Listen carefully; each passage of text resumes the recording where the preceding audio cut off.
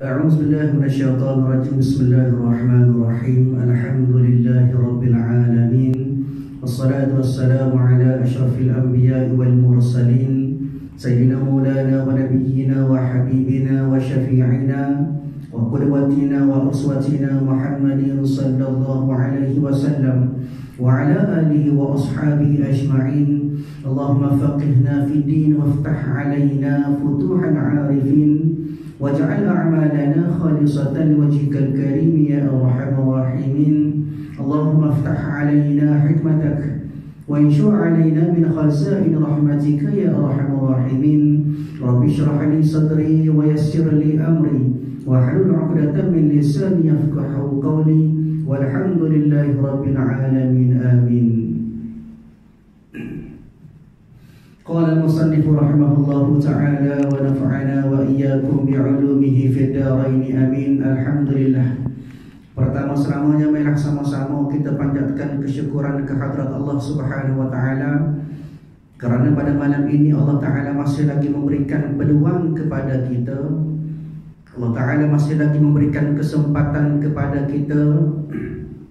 Allah Ta'ala masih lagi memberikan kepada kita dari nikmat kesihatan, sihat tubuh badan boleh pakai hadir berlaku ke rumah Allah Ta'ala pada malam ini sebagai satu tanda pengabdian diri kita kepada Allah Ta'ala, dengan cara kita melakukan amal ibadat kepada Allah Ta'ala.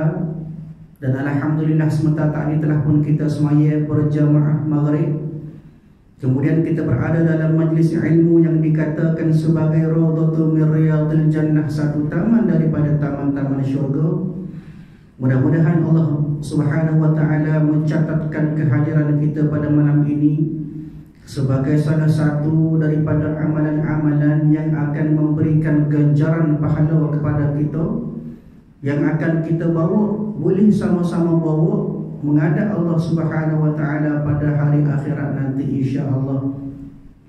Tuan-tuan puan-puan yang dirahmati oleh Allah Subhanahu wa taala, insya-Allah pada malam ini kita masih lagi menyambung kuliah kita daripada kitab Fiqhus Shalah.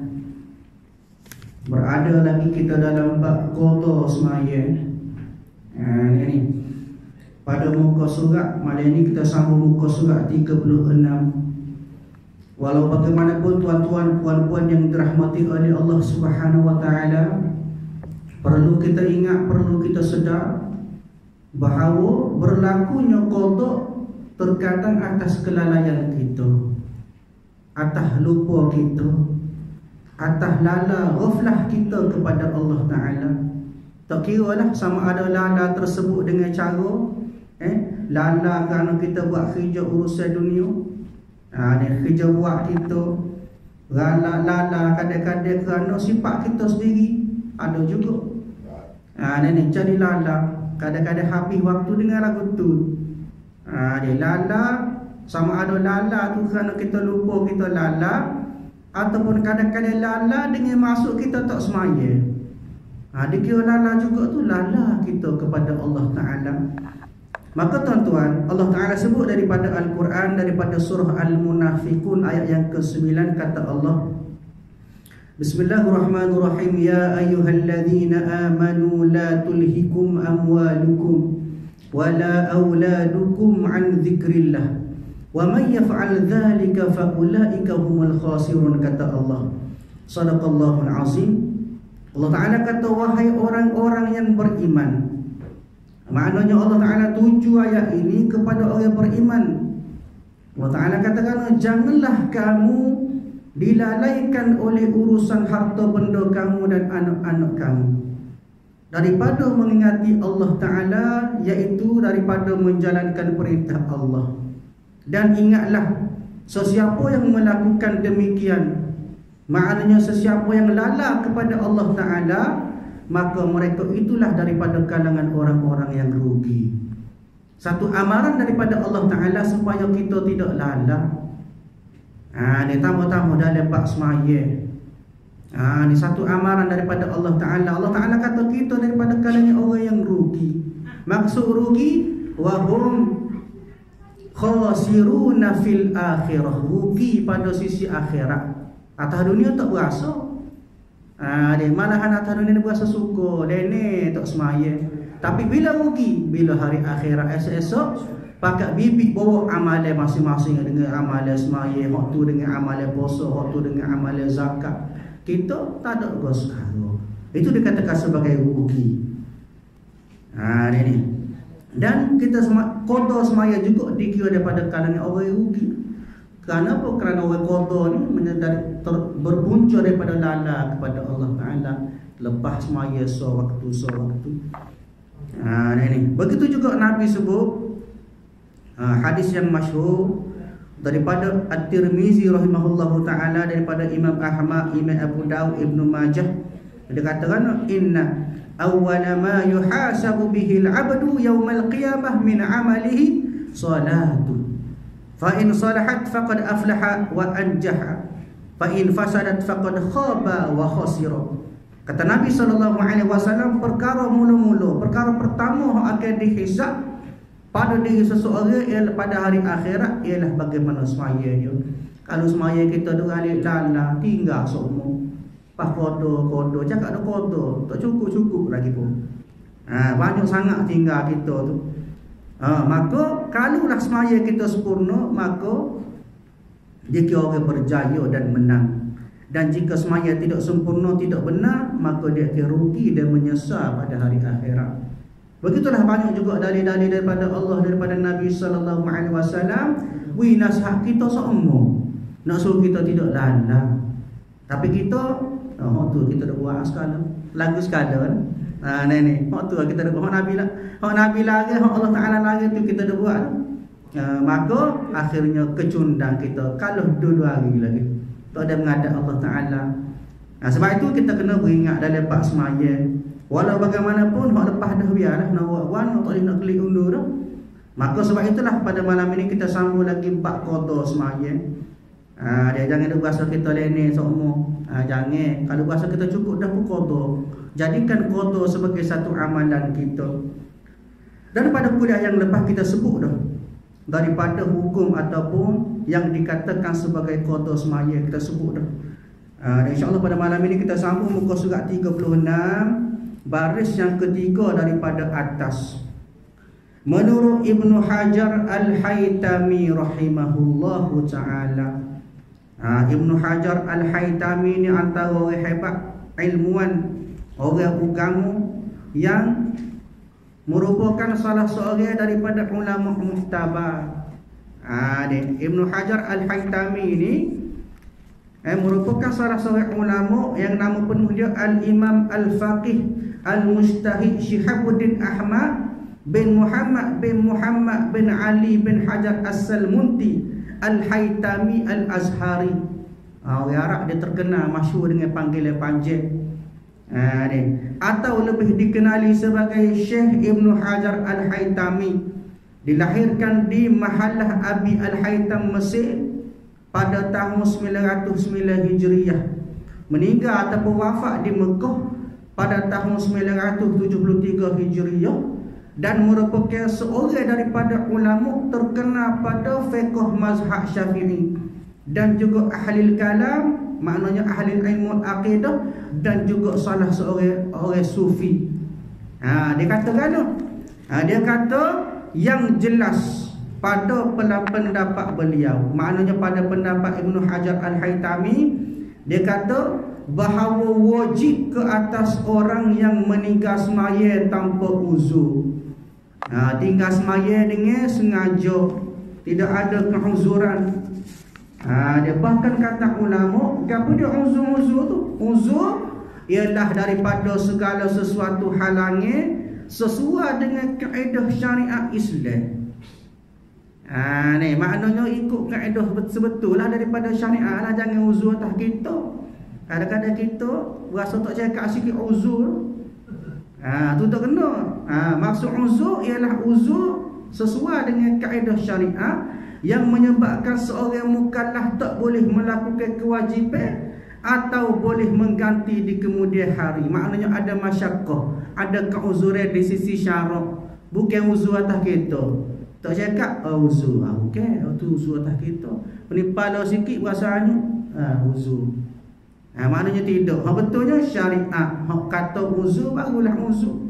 Jadi maknanya Ibn Hajar Al-Haytami kata kalulah orang tu dia bahawasanya wajib atas orang yang tinggal sembahyang tanpa uzur menggunakan seluruh waktu untuk mengerjakan qada sembahyang. Maknanya dia menghukumkan pada hukumnya wajib. Siapa dia ni? Wajib kepada orang yang tinggal sembahyang secara sengaja. Maknanya dia pisah tinggal semaya atas sebab dia ni bukan atas sebab uzur, tapi dia tinggal semaya dengan sengaja, tak ada sebab pun, malah dia. Maka orang ni wajib dia kena qada atas seluruh waktu dia, kecuali waktu untuk menguruskan hajat yang wajib yang tidak dapat dielakkan. Situ dia tulis nombor 2, tengok bawah nota kaki dia katakan seperti tidur, membuang air besar atau kecil, mencari nafkah dan seumpamanya. Maknanya lain daripada benda hak wajib, maka kena guna waktu hak dia ada kena qada sembahyang. Dan haram di atasnya mengerjakan sembahyang sunat sebelum diqadakan sembahyang.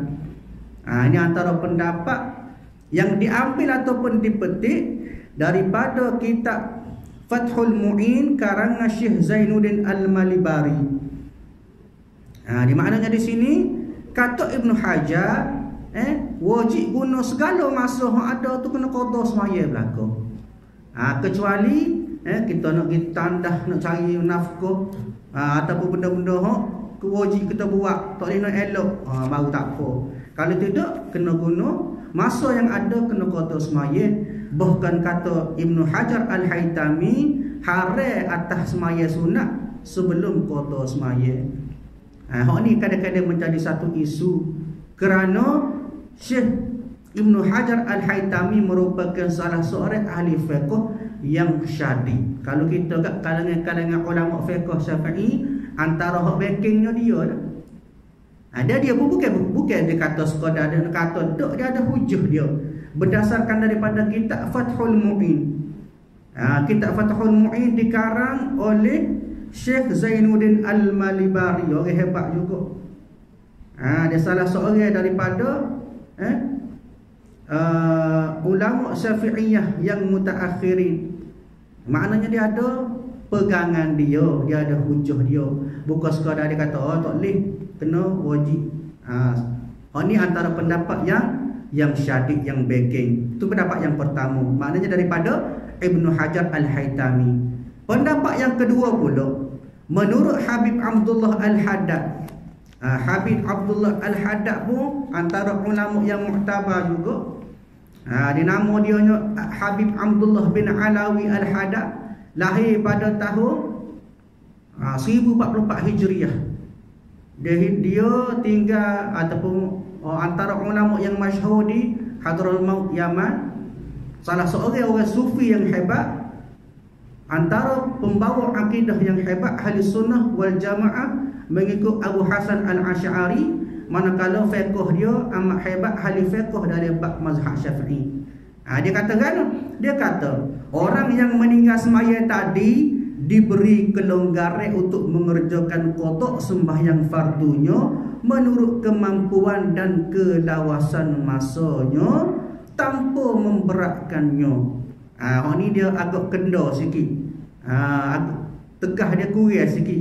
Dia kata boleh dilonggarkan mengikut masa dan kemampuan dan tanpa pula membuatkannya meringan-ringan kewajipan qada. Maksudnya lagu mana? Boleh kenda sikit. Kenda sikit daripada Ibn Hajar tadi kata wajib guna belaka masa yang ada tu. Adapun Habib Abdullah kata tak ada masalah, boleh dilonggarkan, tapi dalam masa yang sama tanpa membuatkannya meringan-ringan kewajipan qada. Maknanya tak ada masalah, tapi dalam masa sama jangan tinggal qada. Jangan-jangan buat sunat retek, jangan-jangan buat qada retek. Tapi kukuk mana pun jangan kata hak qada dengan hak sunat tu serupa tak. Tarah dia tetap berbeza. Hak qada hutang, hak wajib bayar. Adapun hak sunat sekadar untuk menambah pahala dia semata-mata. Itu pendapat daripada Habib Abdullah Al-Haddad. Mana rujukan dia? Rujukan dia daripada kitab Bughyatul Murtasyidin karangan Syekh Abdul Rahman Ba'lawi. Pun ada hujah dia juga. Masing-masing ulama dia berbeza pendapat, walau bagaimanapun tetap meletakkan keutamaan yang untuk kita qada. Maknanya pokok mana pun jadi wajib juga lah. Cuma pendapat pada Habib Abdullah tadi agak longgar sikit. Ni walau bagaimanapun matlamat dia tetap mengatakan bahawa qada itu benda yang penting, dia wajib kita buat. Kemudian Syekh Abdul Rahman Ba'lawi telah bersetuju dengan pendapat Habib Abdullah Al-Haddad. Katanya inilah pendapat yang terlebih utama. Maknanya hak ni hak molek sikit. Bukan dia mengatakan hujah daripada Ibnu Hajar tadi salah dah. Maknanya lebih utama berbalik dengan pendapat para fuqaha yang mewajibkan orang yang meninggal semaya tadi menggunakan seluruh waktu untuk qada semaya kecuali waktu untuk menguruskan hajatnya wajib. Beliau berkata demikian kerana pendapat para fuqaha tersebut amat membebankan sekali. Walau bagaimanapun kita melihat bahawa kepentingan ataupun kewajipan qada semaya itu tetap diutamakan oleh para ulama. Maka bila ulama kata gitu, kok mana pun kita kena turut lah. Dia maknanya jangan kita duk alik buat hak sunat saja. Dia tarawih tak tinggal, tak emih tarawih tiada malam, tapi dalam masa yang sama qada kita tak buat. Tak boleh lah. Kalau kita tarawih malam buat, kemudian lepas maya fardu kita ada qada semua, tak ada masalah. Tak bolehnya kita tinggal daripada hak qada, sebab qada ialah kewajipan yang perlu kita ganti ataupun kita bayar balik kepada Allah Ta'ala atas kesilapan kita tinggal semaya tadi. Maknanya di sini ada dua pendapat. Setengah ulama berpegang kepada pendapat Syekh Ibn Hajar Al-Haytami. Maknanya daripada kalangan pendapat ulama-ulama yang syadid. Hak ni bagi orang-orang yang ihtiyat, orang cermat. Orang cermat dia rusing, dia takut tak selesai hutang dia dengan Allah Ta'ala. Adapun pada pendapat yang kedua tadi tak ada masalah, janji kita tetap buat daripada kewajipan kita untuk qada semaya. Jadi di sini disebut bahawa pendapat yang lebih utama, maknanya ambil pendapat yang kedua lah. Tak ada masalah, kita buat dua-dua. Sambil-sambil buat sunat, kita cah bateri dengan hak sunat, kita bayar hutang dengan hak qada. Lagu tu cara dia. Baik, itu merupakan pendapat-pendapat yang disebut oleh para ulama mu'tabar peringkat mutaakhirin yang terkemudian. Baik, cara qada semaya. Cara qada semaya yang luput itu pula lagu mana cara? Diwajibkan mendahulukan qada sembahyang yang ditinggal tanpa uzur daripada semaya tunai. Hak ni pengarang kitab ni kata kena buat qada dulu, kena buat qada dulu baru semaya tunai. Tapi ada syarat dia. Lagu mana? Sekiranya tidak dibimbangkan habis waktu. Contohnya kita nak dalam waktu zuhur, kita nak semaya zuhur dulu ke nak qada dulu? Maka kata pengarang kitab kena qada dulu. Maksud kena tu ialah kita diwajibkan. Wajib tu maksudnya lagu mana? Takut-takut kita sebab tunai, semaya tunai itu masih ada waktu. Sedangkan qada ni hak wajib segera kita bayar. Hak comelnya lagu tu lah.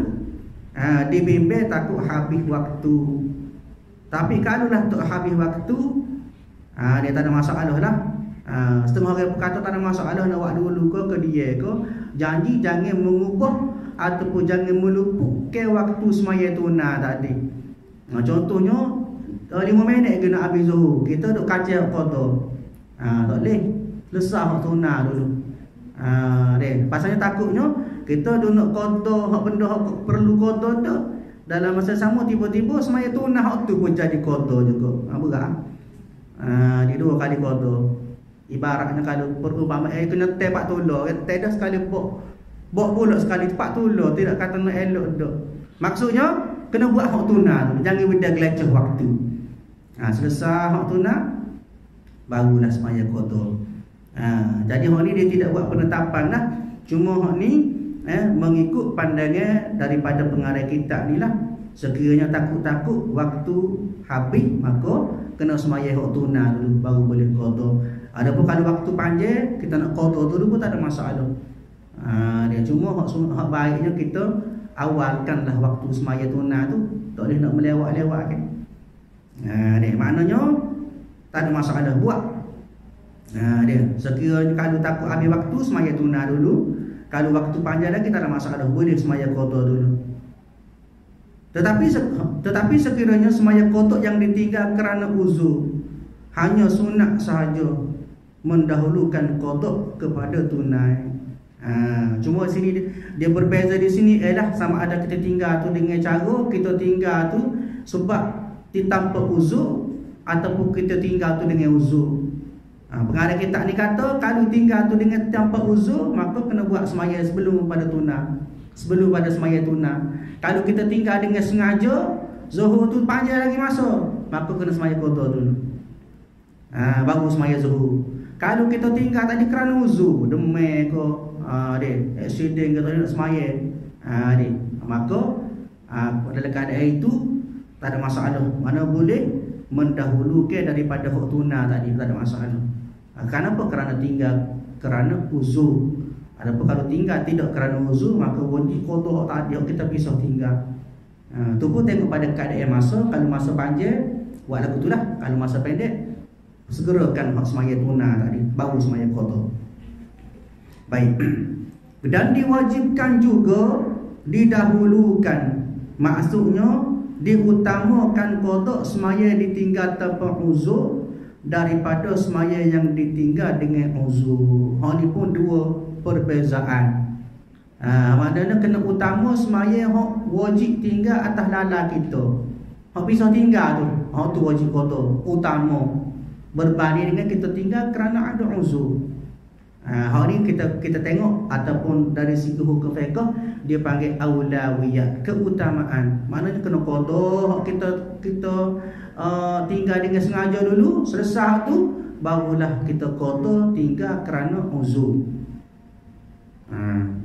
Dan begitu juga wajib didahulukan qada sembahyang yang ditinggal tanpa uzur daripada sembahyang sunat rawatib.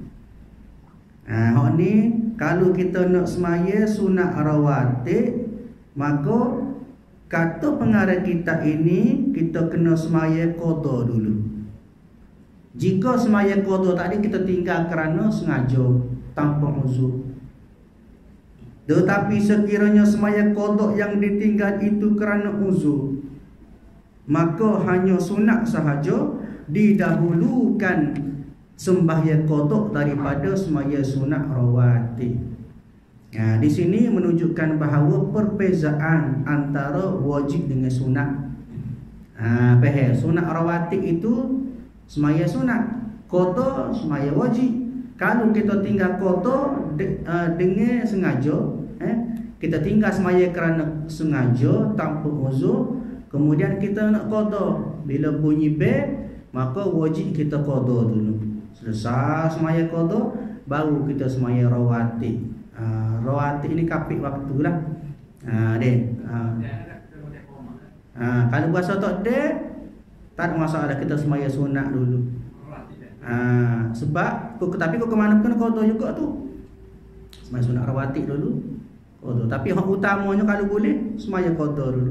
Kalau dah maqamat tu dah malah tak ada pahala rawatib tak apa. Pasal apa? Pasal tadi tuntutan kewajipan kita tinggal kerana tanpa uzur. Maknanya di sini dua perbezaan. Dari yang pertama dari segi masalah sunat dengan kewajib. Hak tu satu masalah dah. Biar berbeza. Jangan kita mendahulukan hak sunat. Yang pertama. Pasal apa? Pasal perbezaan dari segi hukum dia, wajib diganti, sunat tak buat tak apa, buat boleh pahala. Itu beza dia. Yang kedua dari segi tinggal kerana uzur, dia tinggal kerana tidak uzur. Maka tengok kepada keutamaan, wajib kita qada dulu hak tinggal kerana tanpa uzur dengan sengaja. Barulah kita qada hak tinggal kerana uzur. Dia. Maknanya tengok kepada aulawiyah, keutamaan dia lah. dalam apa-apa situasi sekalipun tengok keutamaan. Kemudian lagi disunatkan qada sembahyang itu menurut tertib. Seperti sembahyang seperti di qada maknanya ikut menurut tertib waktu semaya, seperti di qada zuhur sebelum asar. Dan begitulah seterusnya. Hak ni pada bab orang hak dia buat jadual. Sedangkan dalam masa sama benda tu memang disunatkanlah. Maknanya nak qada semaya asar kalau boleh sebelum masuk zuhur. Maknanya dalam waktu asar, dalam waktu zuhur. Bila masuk asar, sebelum masuk maghrib tu kita qada asar. Kita kena ingat qada tidak ada hak waktu dia. Walaupun waktu tahrim. Contoh waktu tahrim bila lepas asar. Itu waktu tahrim tak boleh semaya sunat. Hak patut hak jadi kabulih ni kerana semaya qada. Dia dua. Sama ada semaya qada ataupun semaya mutlak. Apa dia semaya mutlak? Semaya sunat mutlak ialah semaya tu kita buat kerana ada sebab. Contohnya kita kata semaya tahiyatul masjid. Dia semaya sunat tapi termasuk dalam bahagian semaya sunat mutlak. Kerana apa? Kerana kita buat semaya sunat tahiyatul masjid kerana kita masuk masjid. Bila-bila masuk boleh buat. Ataupun begitu juga antara contohnya semaya sunat wudu. Bapa kita buat semaya sunat wudu kerana kita ambil wudu. Maka juga termasuk dalam bab sunat mutlak. Hak tu boleh buat. Tak ada waktu tahrim. Selain daripada tu tak boleh semaya sunat lepas asar. Semaya qada boleh. Tak ada hak masuk, tak kira waktu masa mana sekalipun. Ni. Bahkan setengah ulama kata dalam bab semaya ajak pun hak lebih aula tak buat. Dia majoriti daripada ulama ataupun dia kata-kata sebagai jumhur ulama mengatakan tak boleh buat semaya ajak lepas asar. Tapi setengah ulama daripada panggil wakilah tengah pendapat yang tidak masyhur. Ada kata boleh. Dia sebut kita kata gurbe lah. Gurbe dia ada binatang-binatang daripada al-an'am, binatang-binatang ternakan, lembu, kambing, kibah. Tapi dalam pendapat dalam bab ni, dalam bab gurbe ada setengah ulama kata boleh gurbe dengan air. Tapi pendapat hak tidak masyhur, ada pendapat yang tidak muktamad. Begitu juga dalam bab semaya sunat tadi. Ada setengah ulama kata boleh semaya sunat lepas asar walaupun waktu tahrim. Sebab apa pasal semaya sunat dikira sebagai mutlak? Sebab kita ada hajat kita semaya hajat. Tak ada hajat tak semaya hajat. Sebenarnya melihat kepada definisi betul dah semaya itu semaya hajat. Tapi ulama kita Syafi'iyah mengatakan tak ada hajat pun boleh nak semaya hajat. Maka tidak dikira sebagai sunat mutlak. Ni maknanya tengok kepada keadaan semaya qada tidak ada hak waktu dia. Bila-bila masuk abadan abidina. Sampai bila-bila. Tak kisah. Putih kata every time and everywhere. Tiap masa di mana-mana boleh buat qada orang. Kenapa? Kerana satu tuntutan daripada Allah. Sebab tu tidak ada hak waktu. Dia maknanya bila-bila masa boleh. Tapi pengarang kitab pun sebut, dia kata sunat kita buat qada mengikut tertib waktu. Dia semaya qada ikut tertib waktu. Maknanya sebelum habis waktu subuh kita qada subuh. Start masuk waktu sampai akhir waktu tu, ngesuk waktu tu boleh qada. Masuk zuhur kita qada zuhur. Hak tu bagi orang hak melihat kepada satu disiplin masuk dia lebih kita kata lebih tersusun lah waktu dia nak qada tu. Adapun kadang-kadang kalau untuk waktu kadang-kadang jadi campur. Tak ada masalah, nak buat apa tak ada masalah sebenarnya. Cuma bila buat gitu dia ada orang panggil disiplin qada dia. Dia tahu dah masuk zuhur aku kena qada zuhur. Masuk asar kena qada asar. Ni maknanya pengarang kitab ni berkata sunat. Hukum fiqh dia sunat qada ikut tertib waktu.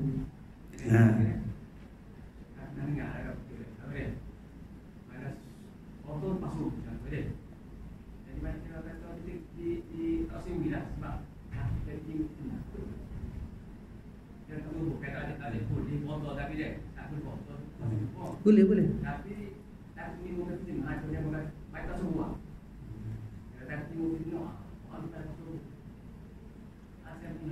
Baik. Kadang-kadang bila kita mendengar daripada pendapat-pendapat orang, kita melihat kepada syarat dan pada keutamaan diri kita. Fitnah timbul atas orang, tidak pada kita. Sedangkan hak ada hukuk ibadi, hak hamba sebagai seorang hamba, hak kita sebagai seorang hamba, kita kena kotor. Tak ada masalah. Biar sekalipun menimbulkan fitnah. Soal fitnah ni kita dengan Tuhan yang tahu. Dia tak ada masalah buat. Pasal dari segi hukum syarak tak apa. Ni. Maka fitnah ke tidak fitnah ke aib ke tidak aib ke, maka benda ni kok mana dia kena ikut hukum syarak. Hukum kata boleh, boleh lah.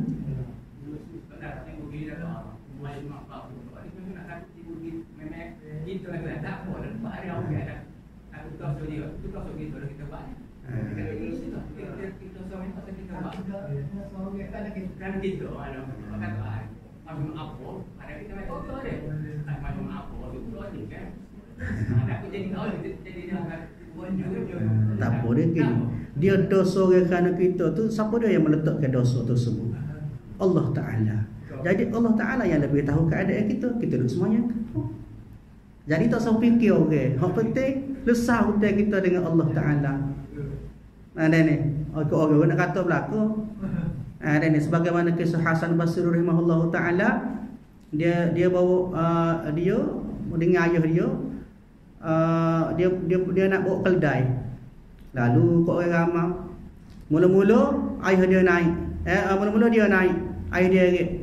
Siapa kapung mula-mula kapung kata Allah, tengok pok duk atas anak duk atas, pok duk bawah, pok jerit. Zoling buat gitu ke pok? Dia pun dengar, dia pun tukar. Dia pula naik atas. Pok dia naik atas, dia eret pula. Lalu kapung kedua, kapung pula tanya, Allah anak tegak apa? Allah pok tegak amuk biar anak eret. Pok duk atas. Dia patut dia dengar lagu dia tukar pula. Dua-dua naik. Siapa kapung ketiga kata Allah nyanyo sungguh kau keledai. Dua-dua pakai naik belakang. Nyanyo kau menantai. Pula tunggu tukar pula, tak boleh tak usah naik belakang. Masuk kat kapur ke pak, kapur kata kan Allah saja rugi, keledai ada pakat tak naik. Dia makna cerita orang ni tak lepas kita.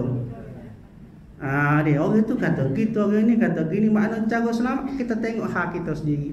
Setara mana kita dengan Allah Ta'ala, setara mana cara kerja buat kita. Allah Ta'ala lebih tahu. Orang tak sekira lah dia mau nak kata. Janji dia kita tu betul semua dengan hukum Allah Ta'ala, hukum syarak. Ni. Lagu tu lah. Tak ada masalah buat lah. Cuma kata takut fitnah, susu-susu lah sikit kita, pelik kita pun nusuk sikit kau. Semaya lek dia, kau klik semaya di rumah, kau tak ada masalah. Ni. Kalau pakai mak tu, nasabah lah mungkin lah jadi fitnah. Semaya kau tu. Tapi noyaknya kita jaga kita dan sama kita ni ikut pada Allah Ta'ala. Orang nak kata biar. Dia itu cara dia.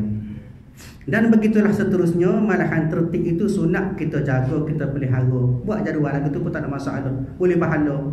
Buat aturan zuhur, kita qada zuhur, asar. Begitulah mengikut waktu. Walaupun waktu-waktu qada semaya itu diselangi atau terputus oleh tempoh masa yang lama. Mana ada jarak mungkin hari ni kita berasa nak buat jadual lagu tu, tiba-tiba esok berasa nak tukar jadual, tak ada masalah. Buatlah janji yang penting kita qada, bayar hutang kita kepada Allah Ta'ala. Tengok tu dia tulis tu, ingatlah hutang wajib dibayar, besar itu. Dia maknanya ikhtiarlah kita usaha pokok mana pun biar kita boleh qada semaya kita selesai kita hutang dengan Allah Ta'ala. Pasal benda ni esok-esok Tuhan minta bagaimana semaya kita. Ni sedekah banyak, semaya sunat rajin tapi qada tak buat. Sebagaimana pengarang kitab ayat tadi, kalau boleh utamakan qada dan masa-masa buatlah, jaga-jaga tak ada masalah sunat. Jangan tinggal dua-dua sudah. Ni. Baik. Jadi insya-Allah setakat itulah kuliah kita pada malam ini. Kita sambung kuliah akan datang pada tajuk petua supaya menunaikan sembahyang. Makna kita nak royak kepada kita bagaimana cara supaya kita ni rajin sembahyang semua. InsyaAllah mudah-mudahan kuliah kita pada malam ini memberikan satu kefahaman kepada kita dan kita pakar-pakar buatlah segala apa yang disampaikan pada malam ini insyaAllah. Tersambung kuliah kita pada masa akan datang. A'udzubillahi minasyaitonir rajim. Bismillahirrahmanirrahim. Alhamdulillahirabbil alamin. Wassalatu wassalamu ala asyrafil anbiya'i wal mursalin wa ala alihi wa ashabihi ajma'in. Allahumma inna nas'aluka ridhaka wal jannah wa na'udzubika min sakhatika wan nar.